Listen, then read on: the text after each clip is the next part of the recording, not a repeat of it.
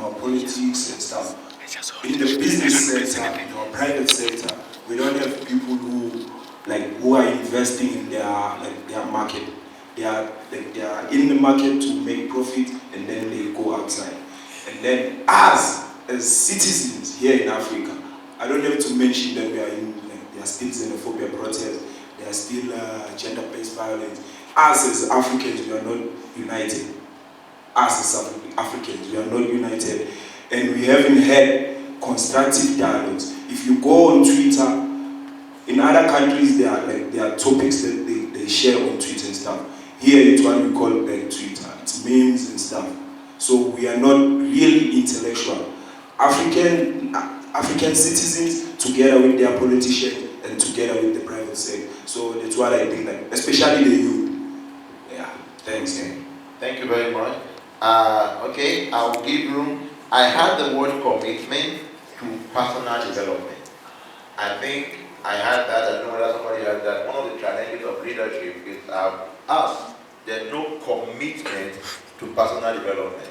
I have the issue of skill, then the issue of unity in Africa. So let's talk more, because we're running up in the next few minutes, let's talk more about what are the challenges in the area of leadership in your institution in Africa, your view about it. We mentioned, then another thing that Dr. Ike mentioned was value system. Did we hear that? The value system. So if anybody wants to comment on that, commitment, personal leadership, skill, value system, and any other challenge that you think that we have, and don't think so much outside, because I'm going to ask some personal questions after this discussion so that we answer that. And while we are thinking about that, we usher in our resource person. Who is speaking next? Okay, very briefly, please. Okay, my name is Ivo. One thing that I tend to see that Africa is failing is in the term of money. And Dr. Ige mentioned that our leaders are, how can I say, selfish in the sense of that. Because if you look at it in this perspective, most of our leaders, people who are in power, with looking at it in terms of money, when they receive, it's like for me, if you give me $1 million right now, I really don't know how am I going to spend it. So even when the government invests in all these different sectors in the country, most of the people that are in power, they don't even know how are we going to spend all this money. They don't know how are we going to distribute it in the health sector. Even people in the health sector, it has happened before that a lot of patients have already died because of that, because of the lack of infrastructure and all that stuff. So I think the leaders that are up there, the skill, they mentioned skill development of our leaders, we are still making on that. So for me, it's just the money, how to handle the money that we receive from the top. Yeah. Okay. All right, I'll take two more. I'll take Professor Belay, then I'll take Dr. Edwin. Either of you can go first, doesn't matter. Yes, please. I think the challenge that we have in Africa in general is lack of initiative by the ordinary man, by everybody.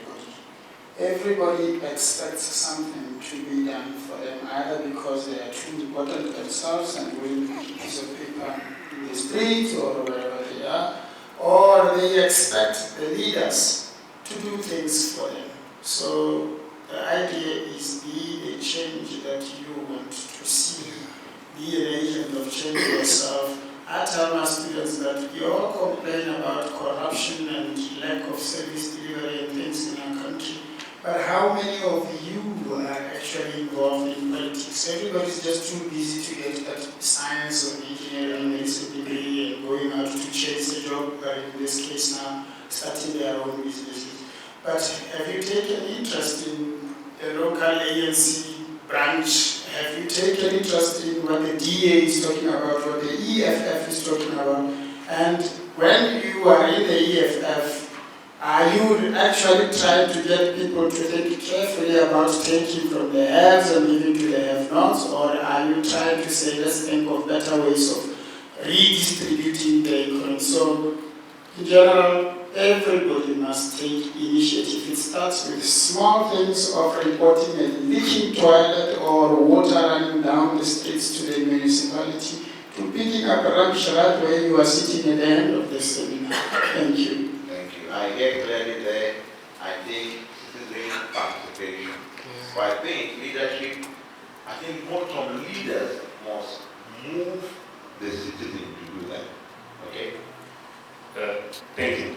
I think I will simplify it in 3-4 words, so it will take long. One, we spoke about education. Education is a tool, nothing else. It's just an enabler, not an end goal, not to have a job.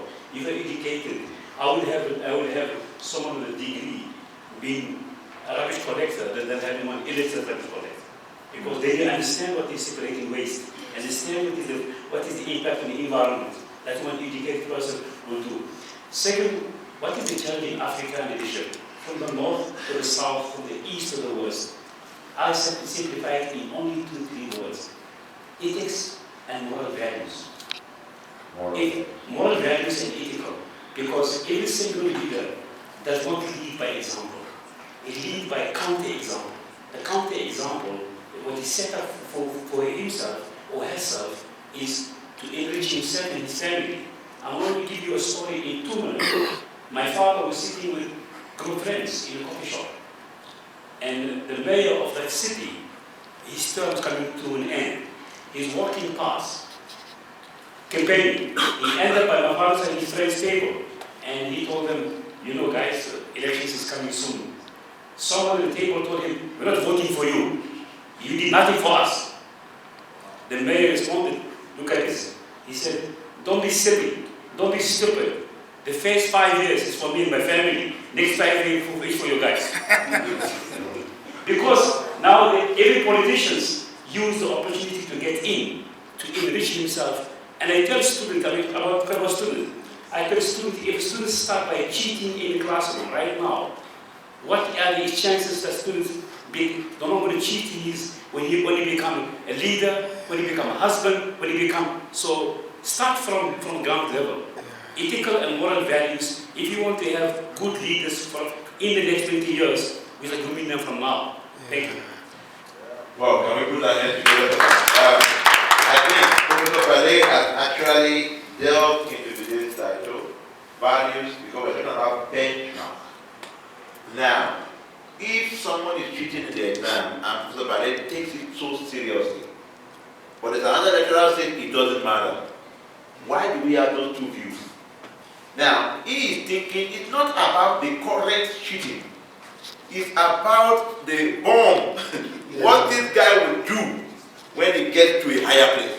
Now, that is why some people who are very strict and who maintain standard, many of us see them as wicked. Because this guy is saying, this guy is a medical doctor, is a student, a medical student, and he's committing these errors. Like in chemistry, we know we can penalize a student for a small error. And the student will say, sir, it's just a small error. And the question is, small error can kill hundreds of people. We all know the story that happened in Britain many years ago. One guy went to sell arsenic. He used to make candy. That's what I always teach my students when I take a practical class. He used to make candy, this sweet for people. So he was sick, and he asked his assistant to go and get the sugar, the special type of sugar for the candy. When he got there, the pharmacist was not around, and the pharmacist told his assistant, give him that white stuff on the table. And they gave him arsenic. It's a true story in Britain. So this guy mixed arsenic with candy for children. And the children were dying. It became a court case. They discovered, that was when they made a law. So when you say chemical labeling, we have university officers here. Why must you label your chemical? It's not really about that particular chemical, it's about the danger at a larger scale. Okay? Before we speak, there are some who have just come in. I want them to quickly introduce themselves. We'll take 2 more speakers. I can see we are getting some momentum. Values. Values. Wow. First 5 years is for me and my family. And the next 5 years is for you. You know some people will still vote for him. Amazing. So please, for those of us who are Africans, I I defined Africans earlier. I said Africans are those who come late because of African time. But in this meeting, I know we are all business people. So all of you are going to introduce yourself. Please, we're going to give you the mic. You tell us your name, and I'm saying don't hold back. If you're a professor, a doctor, your office, what you are doing, tell us what you are doing. We would like to know you because this meeting is also for networking. I believe more conscious leaders will be raised from this meeting and will begin to rub minds together and change our nation. So let me start with my lady at the back. Your name and your office. Yes, ma'am. Good morning. Good morning. Colleagues. My name is Banotile Makubena, Senior Lecturer in the Department of Chemical Sciences here at the University of Johannesburg. Thank you. That's not all. Oh, we said we are not holding back in this meeting. I've told some people that you are ESCOM board member. Yes, and I sit on the current ESCOM board. Good. So we need something there. Welcome. Yes, who are those who have not introduced themselves? Please tell us your office, your area of influence. We want to know your area. I work in the university as a senior lecturer, I'm a safety officer. It is not pride, it's who you have become by your hard work. Thank you, sir. Good morning, ladies and gentlemen. Morning, sir. I'm Dr. Basil Sogi, the Registrar in the Department of Emergency Medicine, Charlotte Mazeke Academic Hospital. Welcome, sir.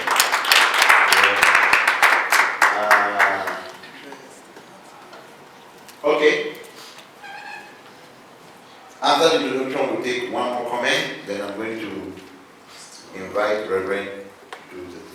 Good morning, everyone. Good morning, sir. I'm Dr. Kenny Dewich. I'm an emergency physician.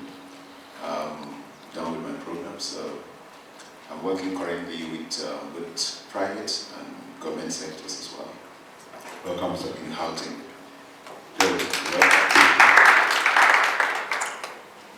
Good morning, I'm Dr. Duimola Uchifini. I'm a community physician and I'm currently doing a PhD in public health at VITS. Wow, you're welcome to me. Okay, I think we still have one or two people. There's no small leader here, so maybe you think you're a student and you don't want to say something. We are building a nation here. Good morning. Good morning. I'm Celia Sambo. I'm doing BTech in Biomedical Technology, and I'm also involved in the code done by Nyazi from Environmental Consulting. So the deco company is Flora Fair Retail. You're welcome. Okay, good morning. Good morning. My name is Rodney Madulete. I'm in the Department of Chemical Sciences here at UJ, and I'm a business owner. I'm the owner of the companies which are yet to be revealed. Okay. The company is yet to be revealed. That's the name of the company, yet to be revealed. Okay. I don't know where you start that. Good morning, everyone. Good morning. My name is Katuchero Clifford Munyai. I'm a BTech student. I'm doing BTech in Biomedical Technology. You're welcome. Okay. Let's take our last two talk on the comments we have on the issue of leadership. I want more on the issue of moral values, issue of standards, and whatever you think is our challenge. I'm going to take, okay, let me take from him, then I will listen to Celia. Who has not introduced herself? Okay. Good morning. Good morning. My name is Deborah Adeojo. I'm a doctoral candidate in gender studies from the University of Ibadan, Nigeria. And I run an organization for women. It's called Allied Africa Initiative. The goal is to advance women in leadership. Thank you. Great. You're welcome. Okay, let's take that comment. That will be the final. Thank you, sir. To key into what others have said before, I also believe that there is a dearth of mentorship in Africa.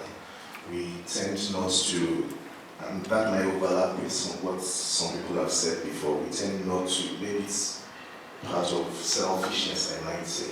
I'll give an example from my own sphere of influence. I don't understand how, say, for instance, a professor of neurosurgery of 25 years will be proud to say, I'm the only neurosurgeon in this city, or in this province.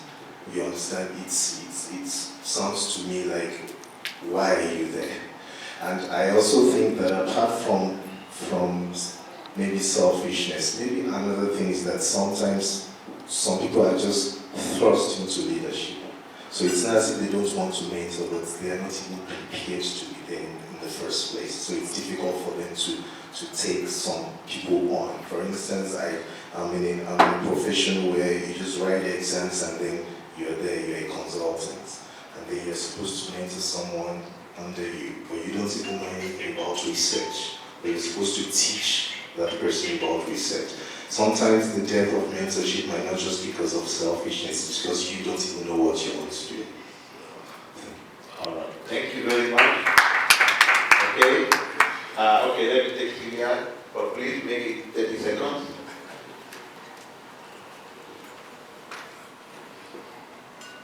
For me, what I've noticed is that the more it's fear. Our leaders are fearful. They are conforming. Like, what if I do things right and then I don't get clientele? I've noticed with us in Deco, when I talk to Mama, I'm like, no, we can't do Deco on Sunday. I don't like working on Sunday. But she's like, no, it's clientele, we give them what we want. So I've noticed that we are so fearful, we confirm, hence we have so many bribes in almost all the sectors. So for me, that stands out, fear. Okay, that's a very good point, conformity. Okay, let me take one more from Dr. Parani. Okay, I want to talk about the leadership, not about the African leadership, because I'm not sure about how the things that are going here. So maybe based on my country, it's India, okay, what we lack. We are not lacking the leaders. We got so many leaders, but we lack the leadership. Because in the search of power or to retain the power, what they do, they start lacking the humanity. Because maybe it will shock you, they start dividing the people based on the differences, like the community and the religion or the beliefs that they practice, like the language. In India, has so many languages. Basically, India is divided by language. Each province has its own language and the functioning. Especially, maybe if you want to do India, you can divide North India versus South India. And South India has a family of language, and North India has its own family of language. But also, they start dividing the people by race and also in gender. So many beliefs in India, they support when you want to compare to South Africa, so how the South Africa was here in the apartheid period, you can compare with India. Because this is not new. It's been going through for more than 2,000 years. The people are divided by the skin color. It's not a current practice. It's a huge issue actually.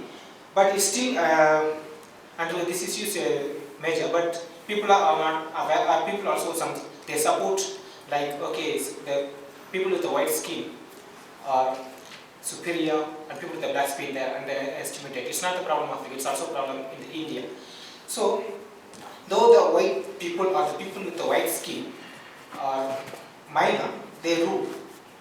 Because all their beliefs, they put it in the religion, and they put it in the name of the God. So, to say, okay, white or supreme. And everyone, okay, it's not white or it's black. They labeled as, okay, these people, they don't follow the God, they are devils. So they put it like that. So then they started to follow the white God, not the black God. They also have their own God, but the gods, okay, we don't have a single God there in India. There are so many gods, everyone is a God. So based on the differences, the white gods are most worshipped gods, and now they're trying to make it that's the only god there. Everyone has their own god. So people use the differences of their beliefs, so they start dividing the people, and also it's based on divide and rule. It's still there, and this is the religious belief they say. So because everything is put in the name of the god and put in the religious, so people are forced to believe, and now it's a practice. People are divided based on the skin color. So first, maybe in 2000 they are divided based on the color. Then later they are divided on the job that they do. That their job. So they are divided on the job, like the one who is taking care of this, like the prayers, those things, they become a top, and that generation will continue. The people, this is based on the jobs, then later becomes a permanent communities.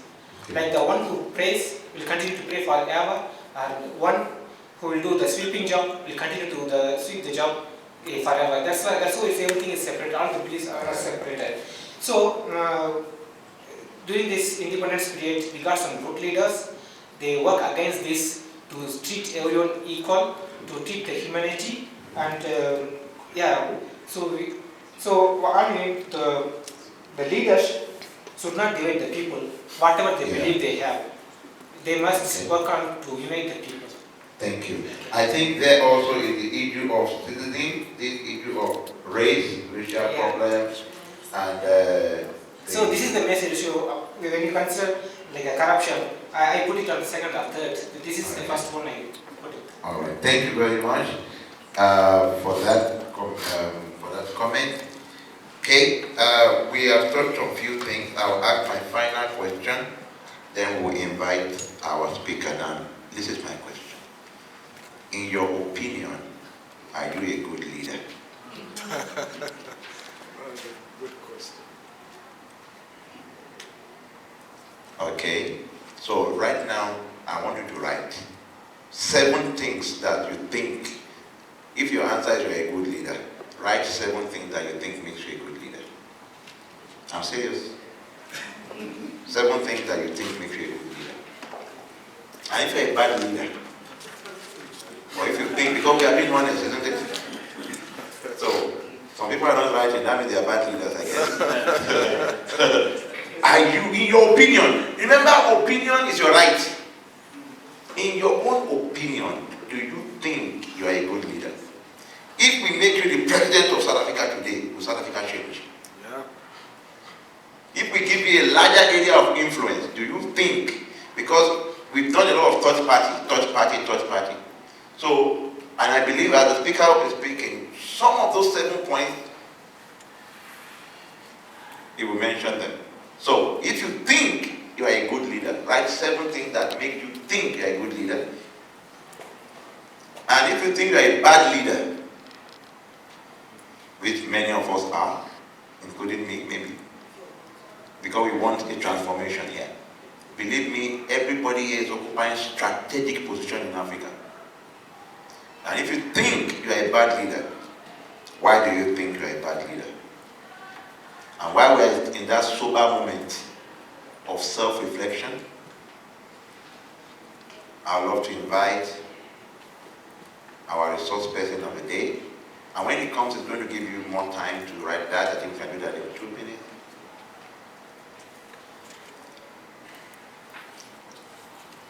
Okay, let's finish before I call you to the table. Some people are writing 7 things that make you think you're a good leader. And 7 things that make you think you're a bad leader. Why 7? Okay, fine. Maybe less. At most 7. Why are we stuck with 7? Yes, at most. No, 7 will keep you thinking. You can write 3, you can write 4. Okay. For example, let me say I'm a bad leader because I have poor commitment to personal development. Because one of the things you must have said, if you're a good leader, what is your commitment to personal development? So let me just give you the view. So I don't think I'm a good leader because I don't really have a commitment to personal development. So you can write like Dr. Edwin says you may write only 3 or 4, but maximum 7. Let me put it that way. Can I repeat your notes? Yes. Are you a good leader or a bad leader? 1, 2, 3, 4. I don't know. You read this against and tell us. Good or bad leadership. Okay, are we done? We're going to review this, I believe.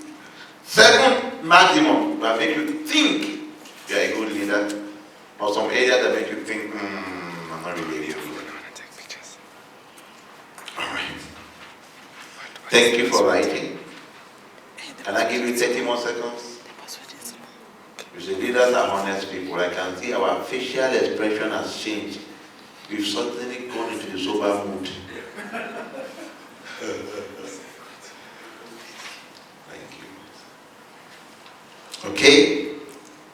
With all honor, I would love to invite our resource person for the day, Reverend Samson Ajetomobi. Is the president of the Men of Issachar Vision. Is currently the president of the Pentecostal Fellowship of Nigeria, Real Estate Branch. And his relevance to this meeting is not just because he's a reverend, it's because he has been involved in leadership, discussion, training around the globe. God has helped him to speak to nations on the area of leadership. He has spoken to judiciary councils, government leaders, governors have arranged meetings for him to just come and speak to them on how to transform their state. So we are going to enjoy from the wealth of experience and knowledge that he has in this field this morning. And with all pleasure, I'd like to call him to the podium. Can we put our hands together?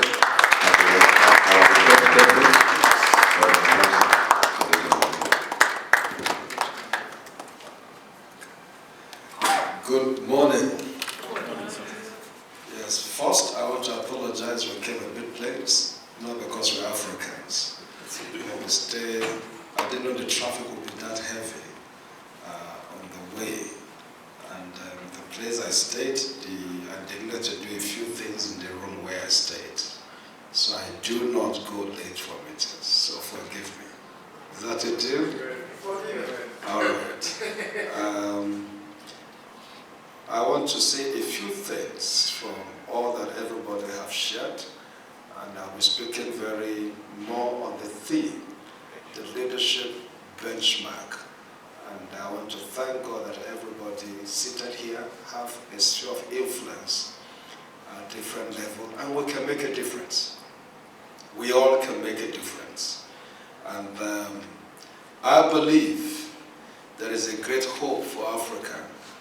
I believe a transformation is coming.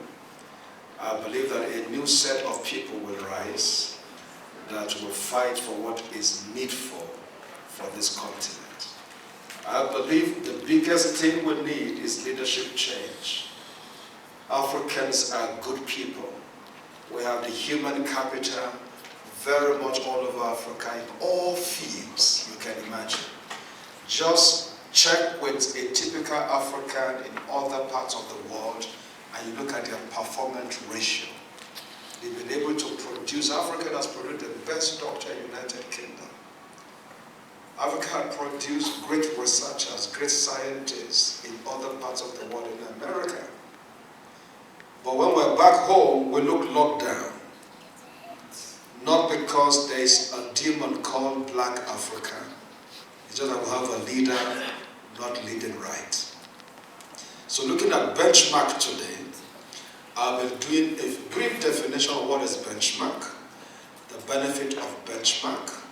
I'll also be looking at benchmark checklists, assessing where you are.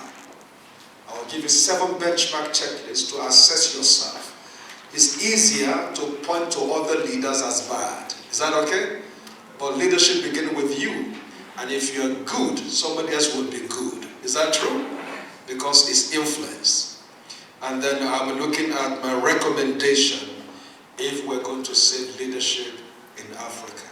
And then I'll open the floor for discussions to ask any question based on the areas of your interest from the discussions.